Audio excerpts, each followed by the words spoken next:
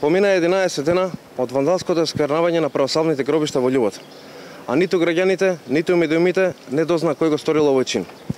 МВР целосно затаи. Тоа што им е обврска да го штитат редот и мирот и да ги гонат сторителите на вакви дела, тие не го исполнуваат. МВР и после 11 дена се уште го нема фатено сторителот или сторителите на овој подол и гнасен чин кој влија немир и тензија меѓу граѓаните. Сторителот или сторителите се на слобода и може повторно да го сторат истото дело. Од тука се поставува прашањето: дали МВР ги крие сторителите?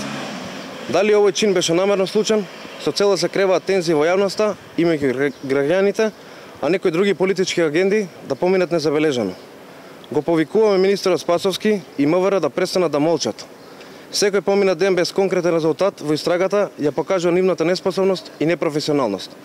Ако Спасовски не може да реши еден ваков случај, тогаш граѓаните оправдано стравуваат за својата безбедност и дека вакви, па и посериозни може да се повторат, а полицијата не може да ги пронајде сторителите, а уште помалку да ги спречи.